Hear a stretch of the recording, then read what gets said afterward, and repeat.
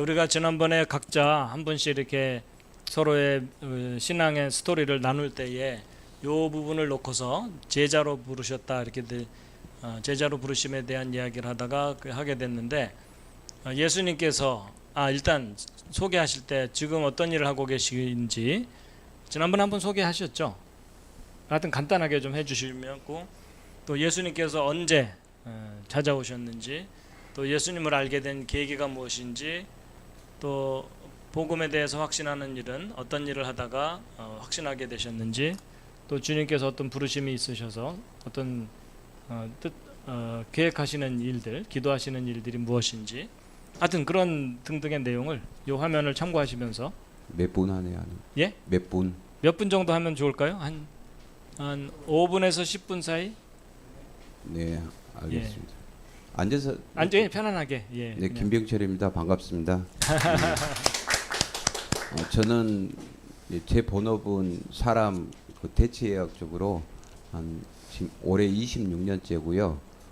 또 지금도 사람 몸을 케어하면서 회복시키는 일을 하시는 거죠? 예, 예. 치유 쪽으로 예. 몸의 치유, 몸의 치유. 이렇게 하면서 뭐 유통 쪽 일도 같이 병행해서 하고요. 예. 한 3가지 정도 직업을 가지고 하는데, 예수님께서 찾아온 건 제가 중학교 2학년 때, 2학년 이 친구를 통해서 교회 갔다가 그렇게 된 것 같습니다. 예. 그래서 교회 활동도 열심히 했고, 저는 전라남도 여수 바닷가 쪽에서 여수? 고등학교 누가 때까지. 여수에 계신 분 계시죠? 누가 우리 여수에? 형제님이 여수. 여수 어디요?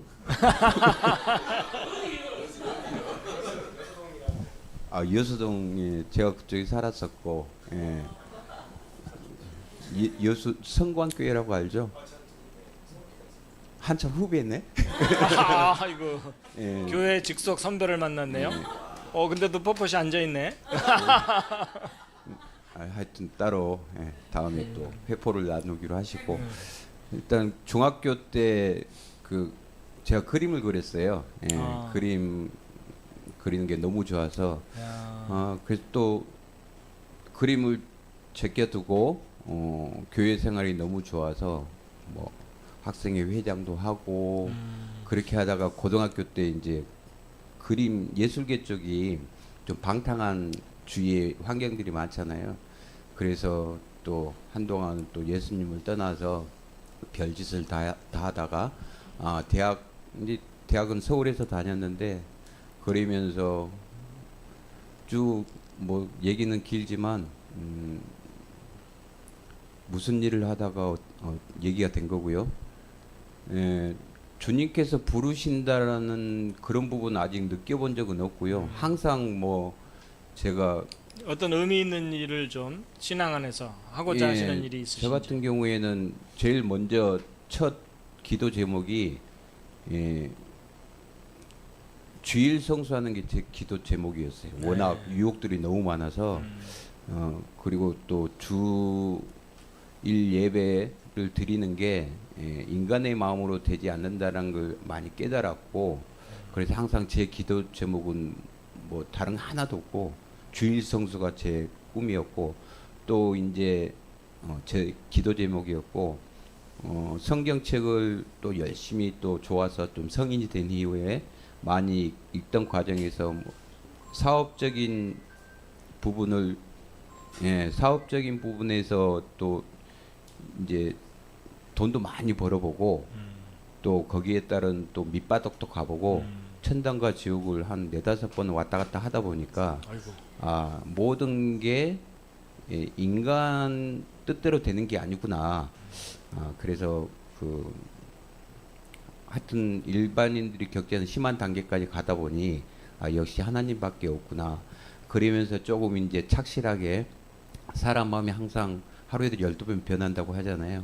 한참 그런 마음이 가질 때 성경 말씀을 꾸준히 듣고 묵상하면서 궁금한 점들이 예전부터 가졌던 뭐 대형 교회나 교회 거기 계신 분들이 목사님들이 설명해 주는데 해소되지 않는 부분들, 그런 부분들에 있어서 너무나 궁금해서 제가 아는 목사님들, 전도사님들 다 물어봐도 흔쾌히 그런 부분이 이제 해결이 되지 않았는데 이제 기도 무릎 꿇고 편하게 무릎 꿇고 기도하는 와중에 이제 너무 궁금하니까 하나님께서 가르쳐 주세요. 좀 길을 이 속이 뻥 뚫리게 그런 기도도 잘 안 하던 사람이 좀 진실되게 기도를 했던 것 같아요. 그랬더니 이제 우연한 기회 전에도 한번 말씀드렸듯이 그냥 핸드폰 뭐 유튜브나 이런 거 잘 보지도 않는데 그날따라 하는데 딱 한 게 우리 김명현 교수님의 이제 그걸 해서 거의 다 본 것 같아요. 그러면서 제가 느낀 게 예전에 들었던 지식, 제가 나름의 읽었던 그런 지식을 벗어나서 하나님은 1.1핵도 버리지 아니하시고 완벽하다. 그 과학적인 그런 부분이 치밀함이 도리어 지금까지 교회에서 뭐 은혜를 받고 그런 것보다 훨씬 더 은혜를 너무 많이 받아서 저는 평소에 뭐 손 올리고 막 이런 걸 잘 못하거든요. 쑥스러움도 많이 타고 뭐 성령이 임해도 그냥 고개 숙이고 눈물만 뚝뚝 흘리는 그런 저도 모르게 하나님을 찬양하게 되고 완벽하시고 치밀하시고 너무나 그냥 그런 느낌 있잖아요. 말로 표현하지 못하는 그런 것을 느끼면서 다시 이제 제가 나이가 지금 60인데 늦게 한 4년 전이니까 늦게 하나님을 알아가는 과정이고 또 이 하나님 은혜 속에서 말씀대로 살아가는 게 이제 제 마지막 갈 길이다라고 생각하는 와중에 항상 생각하는 부분이 뭐 인생은 이제 60부터라고 하는데 100살까지 살 걸 예상을 하고 한 40년 동안은 하나님의 길을 가야 되겠다. 근데 제가 뭐 목회자가 아니기 때문에 제가 있는 여건에 살 수 있는 방법이 뭘까라는 게 이제 저한테 주어진 달란트가 사람 몸을 치유하는 거고 또 항상 뭐 제가 좀 건방진지 몰라도 우리나라 교회 목사님들은 사이비도 많은 것 같아요. 제가 제일 싫어하는 부분 중에 이단이 별게 아니고 제 나름대로 얘기해도 되죠? 전도사 아니 저기 장로가 되고 권사가 되는데 돈을 받더라고요. 그게 비성경적이라고 생각하거든요. 근데 그게 의례 당연한 것처럼 하는 게 이단이 이런 게 이단이 아닌가라는 생각이 하나님 말씀이 벗어나는 부분에 있어서 그래서 그런 부분들에 이제 저도 인간이니까 그런 부분이 배척이 되고 멀어지고 그러잖아요. 근데 이제 여기 이 교회에 오면 그런 부분이 없고 너무 평안하니까 그래서 항상 목사님들보다 더 존경하는 분들이 선교사님들이었거든요. 근데 이제 선교 지역이 어려운 지역에 가서 그 희생하시는 그런 부분이 자기를 내어놓지 않고는 저희보다 한 10배 이상, 저보다 20배 이상 더 하나님께 드리는 그런 삶에 있어서 어려움들이 물론 제가 경제적인 게 너무 풍족하면 막 매달 1억씩 막 이렇게 드리고 싶어도 그런 여건이 안 되기 때문에 제 이제 꿈은 죽기 전에 마지막 꿈은 선교센터를 크게 지어서 그 제 이 기술이 굉장히 대단한 기술이거든요. 제가 도사한테 뭐 어깨너머로 배우기 시작해 그 과정을 생각하면 근데 그런 이 기술을 우리 선교사님들한테 무료로 가르쳐 드려서 선교지에 가서 사람 몸에 오장육부를 만지면 마음이 열리거든요. 그러면 대부분 환자들 같은 경우에 그럼 선생님 어떻게 해야 됩니까? 라고 얘기를 해요. 그러면 이렇게 하세요. 제가 가이드를 해요. 근데 이제 우리 선교사님들은 하나님께 전도하는 게 목적이기 때문에 그런 마음이 열렸을 때 그런 선교에 굉장히 보탬이 되지 않을까. 그래서 제 마지막 꿈은 그거고요. 또 이제 저도 쉽게 말을 뱉는 또 함부로 얘기하지 않는 성격인데 전에 목사님 계실 때 또 다과하실 때 저는 그런 생각 해본 적이 한 번도 없거든요. 그때 주어진 생각이 5년 안에 한 1000평 정도 땅에다가 5층 건물 지어서 선교센터 제 꿈이 선교센터니까 그리고 나머지는 이제 우리 1호상 교회에다가 드리는 그 꿈이 제 마지막 꿈인 것 같습니다. 하여튼 그렇게 될 수 있도록 많이 기도드려 주시기 바랍니다. 예. 감사합니다.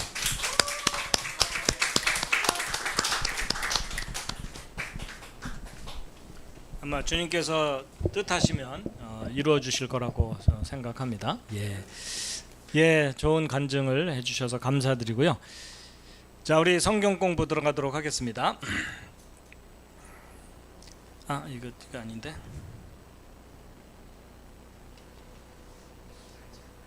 날짜가 잘못됐네.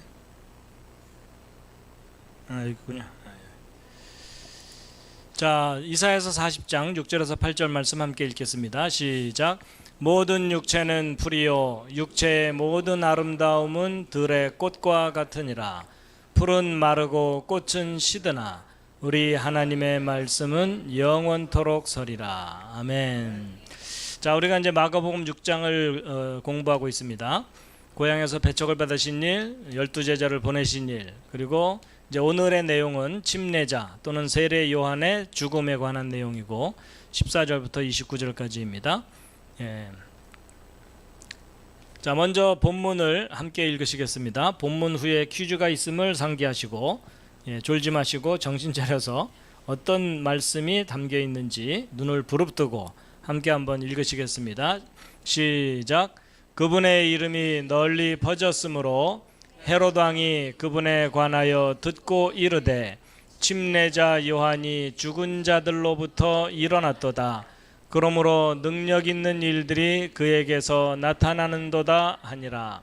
다른 이들은 그는 엘리야라 하고 다른 이들은 그는 대언자나 대언자들 중에 하나와 같다 하나 헤롯은 그것을 듣고 이르되 그는 내가 목을 벤 요한이라. 그가 죽은 자들로부터 일어났다 하더라. 자, 17절부터 또 이어서 읽겠습니다. 전에 헤롯이 자기 동생 빌립의 아내 헤로디아로 인해 직접 사람을 보내어 요한을 붙잡아 감옥에 가두었으니 이는 그가 그녀와 결혼하였기 때문이라. 요한이 헤롯에게 이르되 당신이 당신 동생의 아내를 취하는 것은 율법에 어긋난다 하니 그러므로 헤로디아가 요한과 다투어 그를 죽이고자 하였으되 하지 못하니라. 이는 헤롯이 요한을 의롭고 거룩한 사람으로 알고 그를 두려워하여 그를 주시하며 또 그의 말을 들을 때에 많은 일을 행하고 그의 말을 달갑게 들었기 때문이더라. 21절부터 또 읽겠습니다. 마침 기회 좋은 날이 와서 헤롯이 자기 생일에 자기의 영주들과 고위 대장들과 갈릴리의 주요 인사들에게 저녁 식사를 베풀 때에 전에 말한 헤로디아의 딸이 들어와 춤을 추어 헤롯과 그와 함께 앉은 자들을 기쁘게 하니 무엇이든지 네가 원하는 것을 내게 구하라. 내가 그것을 네게 주리라 하고 또 그녀에게 맹세하되 무엇이든지 네가 내게 구하면 내가 그것을 네게 주되 내 왕국의 절반이라도 주겠노라 하거늘 그녀가 나와서 자기 어머니에게 이르되 내가 무엇을 구하리까 하니 그녀가 이르되 침례자 요한의 머리를 구하라 하매 25절부터입니다. 그녀가 곧 왕에게 급히 들어가 구하여 이르되 왕께서 침례자 요한의 머리를 쟁반에 담아 곧 내게 주실 것을 원하나이다 하니 왕이 심히 근심하였으나 자기가 맹세한 것과 자기와 함께 앉은 자들로 인하여 그녀의 청을 거절하려 하지 아니하더라. 왕이 즉시 집행관을 보내어 그의 머리를 가져오라고 명령하매 그가 가서 감옥에서 요한의 목을 베어 그의 머리를 쟁반에 담아 그 소녀에게 주니 소녀가 그것을 자기 어머니에게 주니라. 요한의 제자들이 그것을 듣고 와서 그의 시신을 거두어 무덤 속에 두니라. 아멘. 자, 오늘의 본문 말씀입니다. 자, Q&A 자신 있으십니까?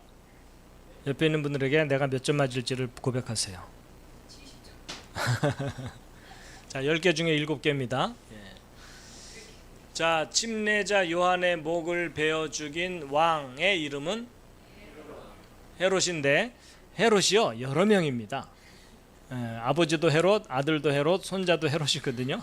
그래서 헤롯은 그 집 가문의 이름이죠. 성이라고 볼 수 있습니다. 헤롯 중에서도 헤롯 뭘까요? 안티파스입니다. 안티파스. AD 39년에 실각을 했는데 로마의 칼리굴라 황제 시절에 왕이 될 것을 신청했지만 묵살당하고 그 후에 이제 실각을 하게 됩니다. 그래서 여기 성경에는 왕이라고 표현되어 있지만 왕은 아니고요, 군주입니다. 군주. 그냥 분봉왕 또는 뭐라 그래야 되나요?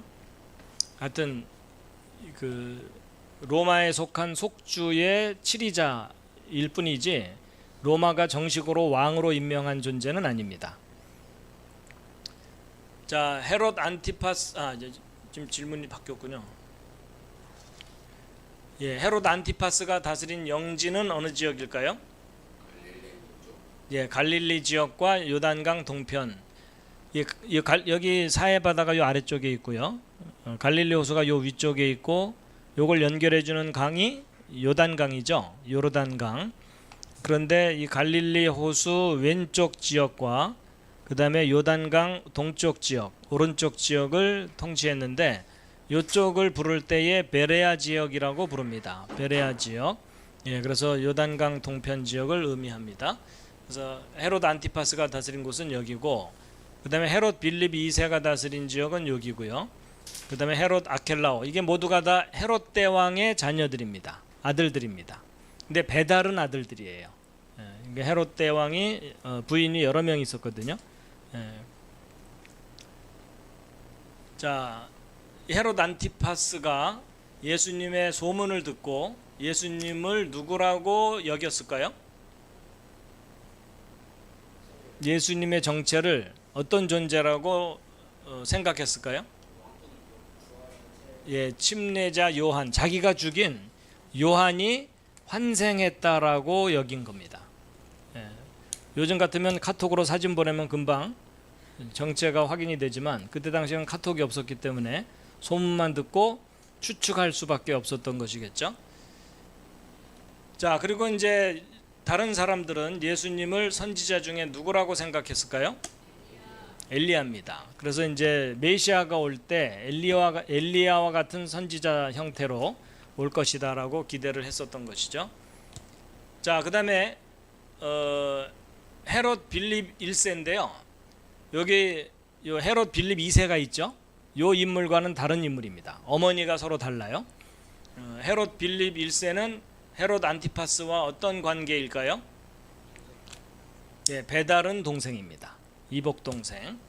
예, 그리고 헤롯 빌립 1세의 아내의 이름은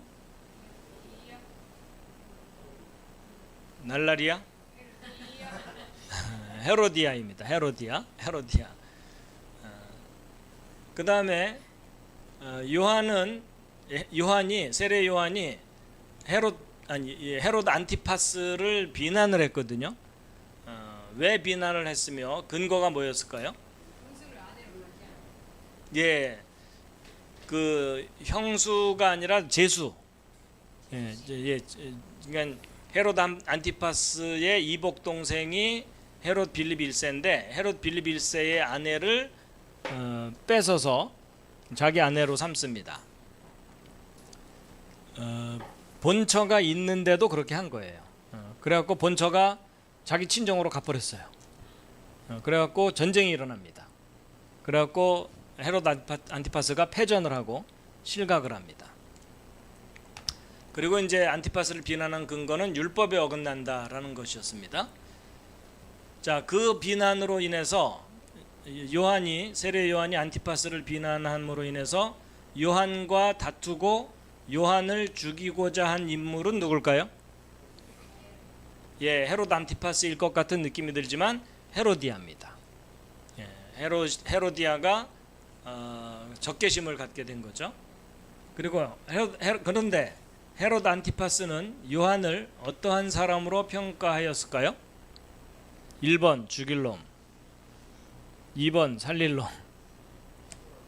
예, 성경 기록대로 하면은 요한을 의롭고 거룩한 사람으로 여겼어요.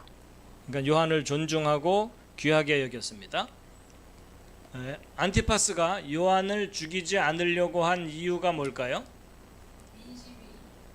예, 민심도 민심일 수 있지만 이제 성경 말씀대로라면 요한을 두려워하였고 그를 주시하였다는 얘기는 주시한다는 얘기는 이제 존중했다는 의미겠죠. 그렇죠? 예. 자, 그다음에 헤롯 안티파스가 요한을 죽이지 않으려고 했던 또 다른 이유가 요한을 통해서 그동안 많은 유익을 얻었어요. 요한을 통해서 뭘 얻었을까요? 예, 그게 이제 뭐였냐면 요한의 말을 들을 때에 많은 일을 행했다. 그러니까 요한이 굉장히 좋은 충고를 많이 한 것 같아요. 그래서 요한의 말을 듣고 업적을 많이 쌓은 겁니다. 예, 그러니까 공신이죠. 요한의 충고를 들었을 때 좋은 일들을 많이 행할 수 있었다. 자, 안티파스는 요한이 말을 할 때 어떤 마음가짐으로 받아들였을까요? 달갑게 들었다고 되어 있습니다. 그러니까 심지어 요한의 비판조차도 달갑게 들었던 거예요. 요한을 소중하게 여겼기 때문에.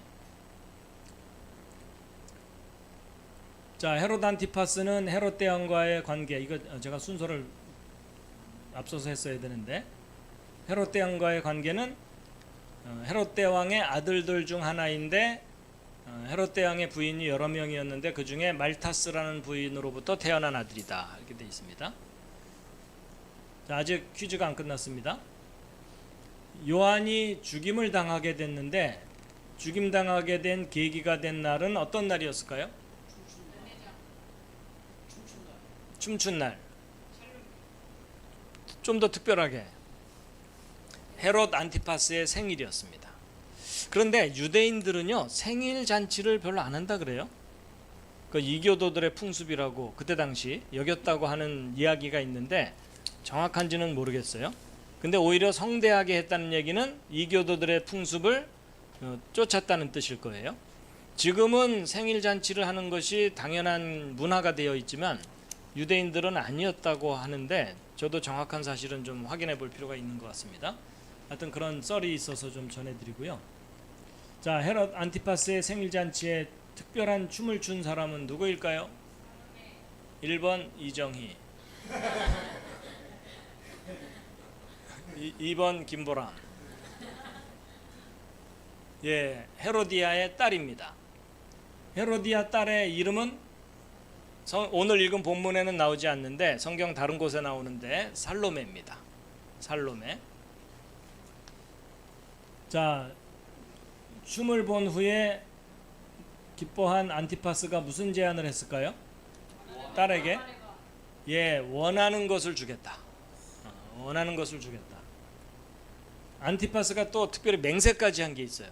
무슨 맹세를 했을까요?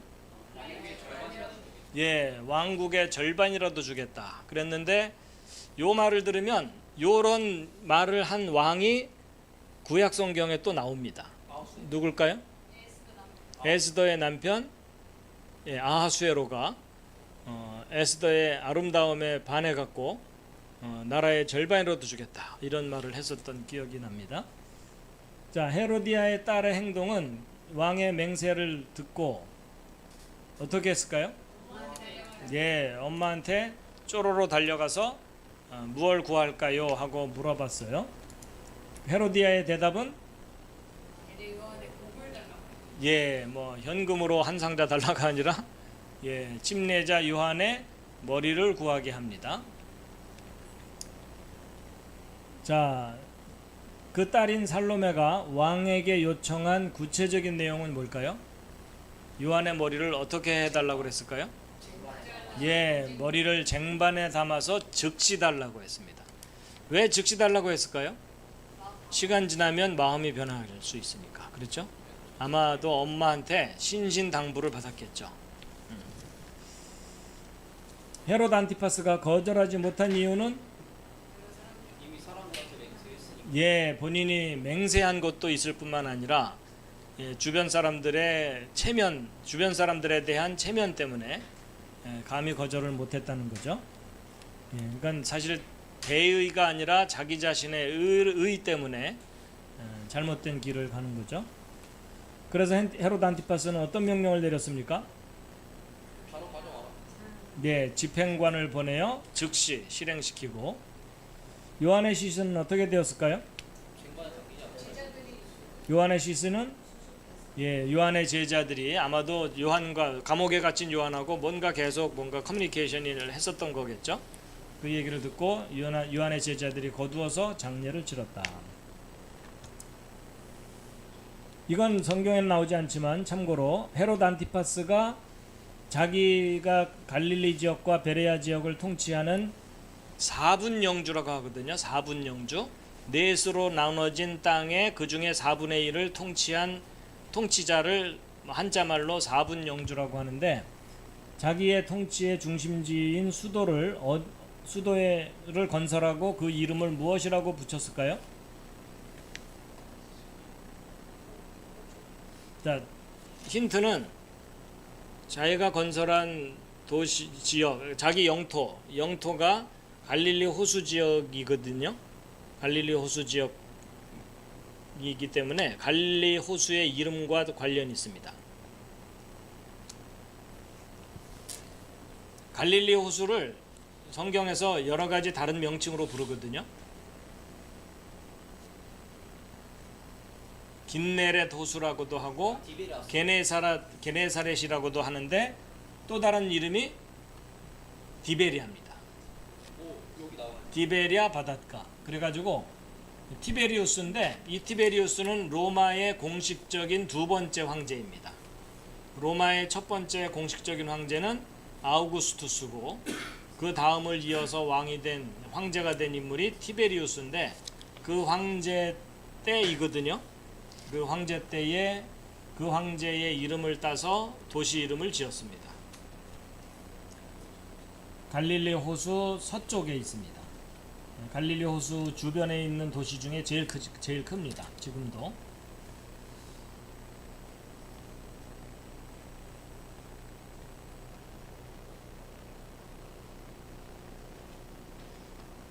자, 빠른 복습을 하도록 하겠습니다. 침례자 요한의 목을 베어 죽인 왕의 이름은 헤롯 안티파스. 예, 지금 이정희 전도사님은 잠시 쉬어주세요. 지금 다들 지금 누군가 하겠지 이러고서. 자, 헤롯 안티파스가 다스린 영지는 어느 지역? 티베리아스. 갈릴리 지역과 갈릴리 서쪽 지역과 요단 동편 지역, 베레아 지역. 예수님의 명성을 듣고 예수님을 누구라고 여겼다고요?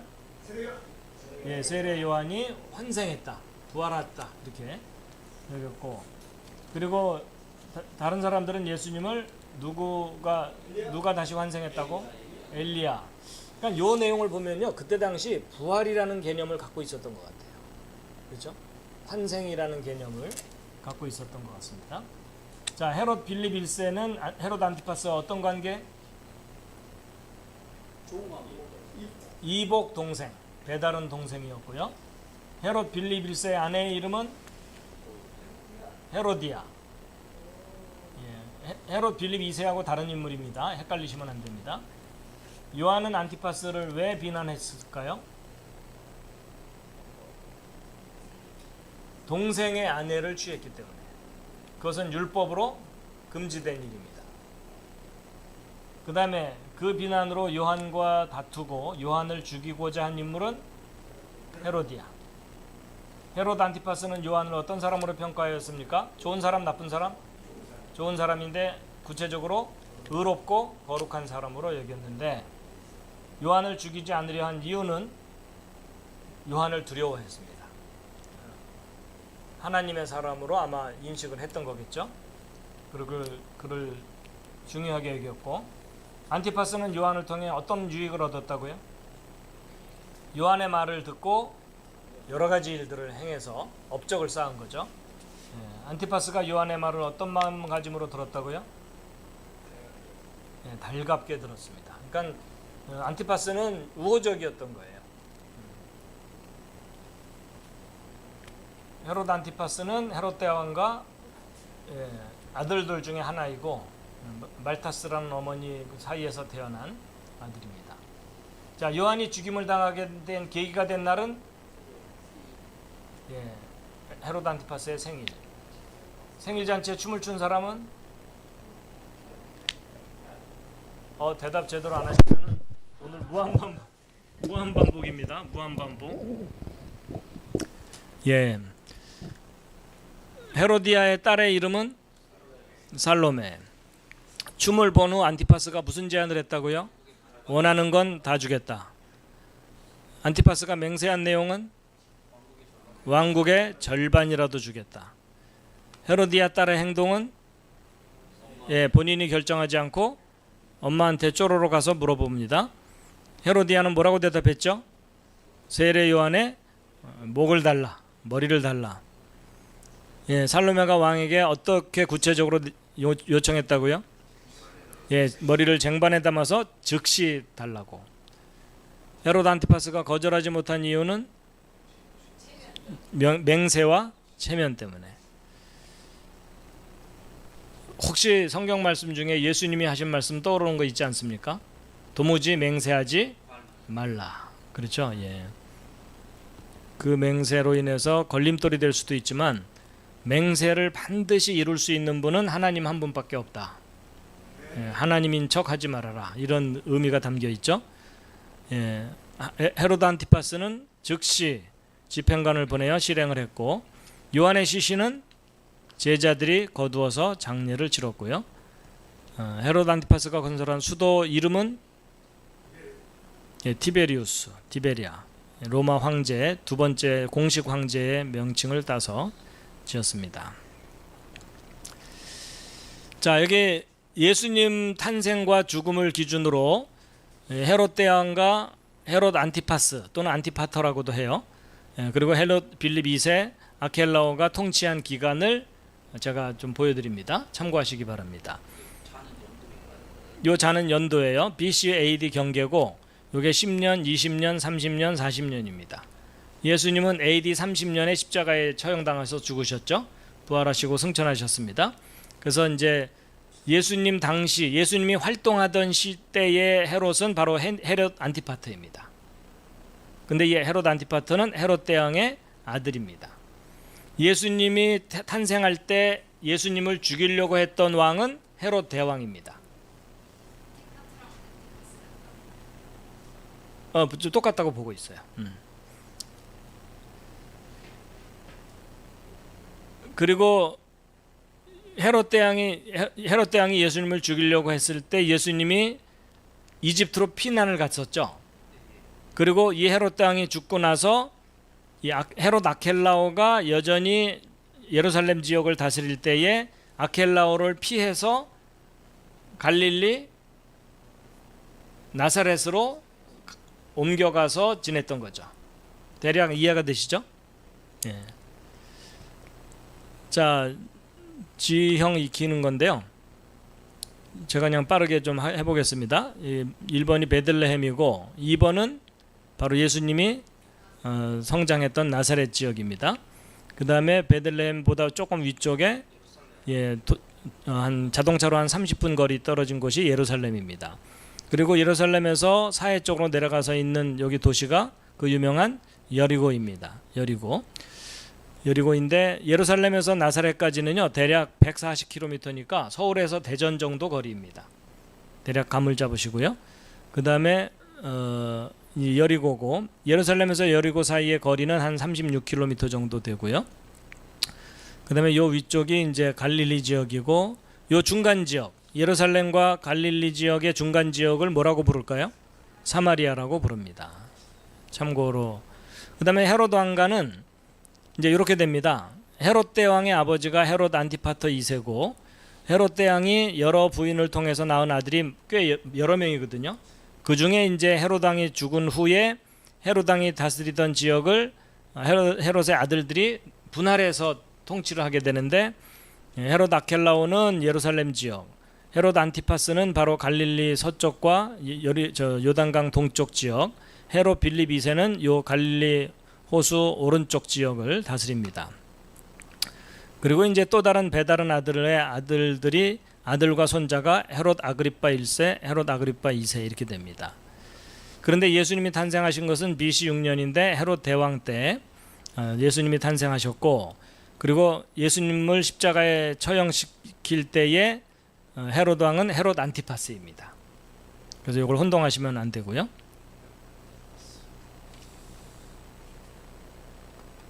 그리고 이제 이스라엘이 멸망할 때가 AD 70년인데 그때 당시 예루살렘의 통치자는 헤롯 아그리파 2세입니다.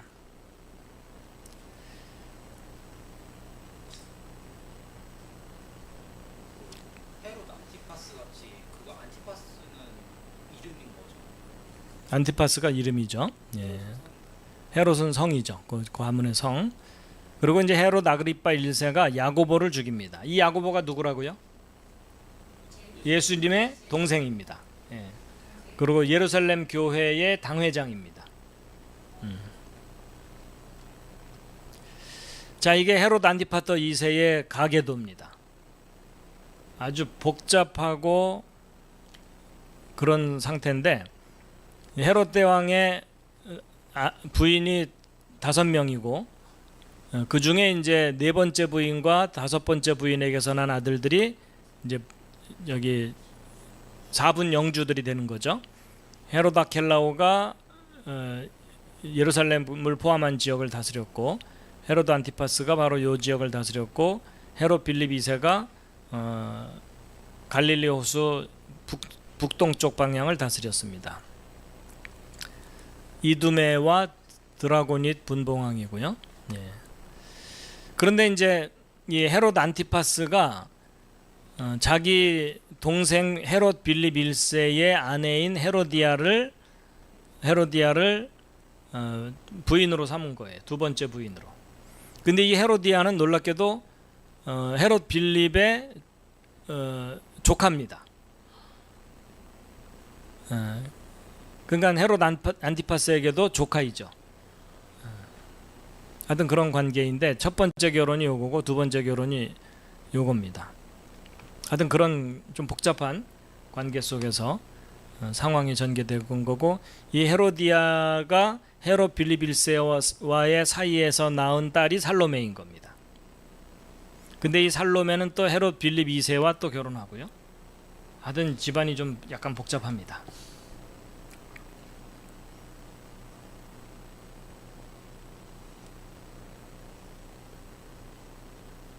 그리고 이제 이스라엘이 멸망할 때의 마지막 통치자가 헤롯 아그리파 2세인데, 헤롯 대왕이 미리암네 1세로부터 낳은 아들의 손자의 증손자인 것이죠. 하여튼 가계도가 이렇게 됩니다. 참고하시면 좋겠습니다.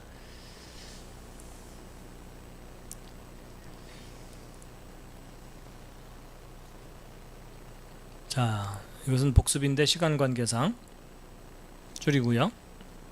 그래도 이런 설명을 들으니까 좀 이해가 좀 넓어지시죠? 예.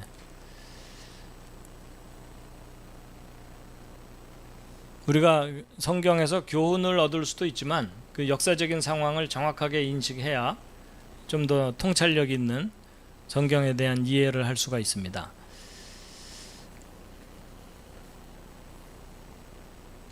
그래서 이제 침례자 요한의 죽음은 예수님의 갈릴리 사역 중에 3번째 사역 때에 벌어진 일로 보고 있고요. 그때 당시 헤롯은 헤롯 안티파스였던 거 이제 너무 이제 이해가 쉬우시죠?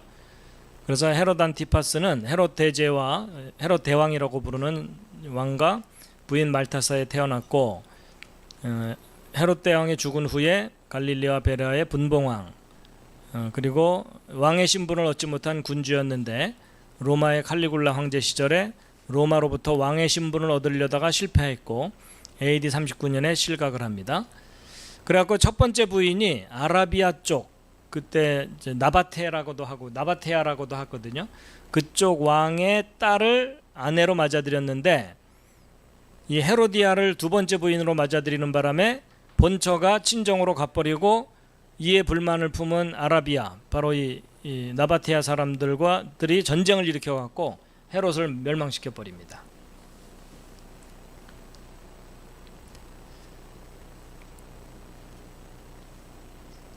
근데 이 헤롯 왕이 요한을 소중하게 여겼다고 했잖아요.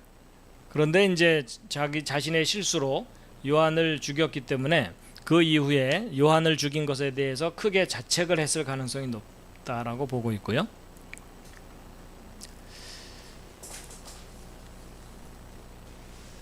요한은 이미 감옥에 투옥되어 있던 상태였습니다. 그래서 이 베레아 지역의 요새인 마케루스라는 곳에다가 투옥을 했는데 아마 생일 잔치를 한 장소가 여기서 그리 멀지 않은, 그러니까 그 가까운 곳이었을 가능성이 아주 높습니다. 그래서 요한을 투옥했던 이유는 정치적인 적으로 여겼을 가능성이 있고요. 왜냐하면 요한이 상당히 사람들에게 인기가 있었기 때문에 이제 계속 견제를 받았을 수 있고, 아마도 헤로디아가 뒤에서 조종을 하지 않았겠느냐.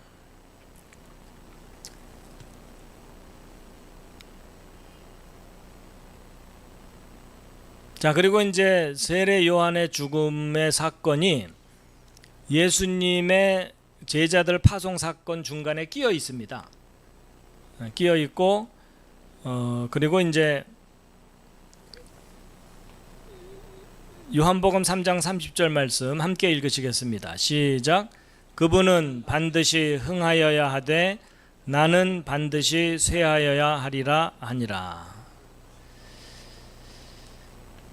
한 가지 좀 언뜻 생각나는 질문이 뭐냐면, 세례 요한은 예수님을 예비하는 아주 위대한 선지자로 예수님이 평가를 했습니다. 그렇죠? 세례 요한에 대해서 예수님이 어떤 평가를 했죠? 여자가 낳은 자 중에 이보다 큰 자가 없다, 이렇게 평가를 했죠. 그러니까 구약 시대의 선지자 중에 가장 위대한 선지자로 평가하신 거예요. 그럼 그 정도로 위대한 선지자였다면은 그 마지막이 뭔가 좀 영광스러워야 될 것 같은 느낌이 우리 인간적인 마음으로는 들죠. 그렇죠? 근데 놀랍게도 허무하게 목 베어 죽임을 당하거든요. 그렇죠? 그래서 아무리 훌륭한 사역을 해도 그 마지막이 비참할 수도 있다는 거죠. 근데 사실은 이 비참함은 진정한 비참함은 아닙니다. 그렇죠? 오히려 신앙적인 관점으로 볼 때는 가장 영광스러운 죽음이죠. 하나님께서 가장 기뻐하시는 순교였습니다. 인간적으로 볼 때는 참 비참하다고 볼 수가 있는데, 하나님의 입장에서는 가장 영광스러운 죽음을 맞이한 거죠.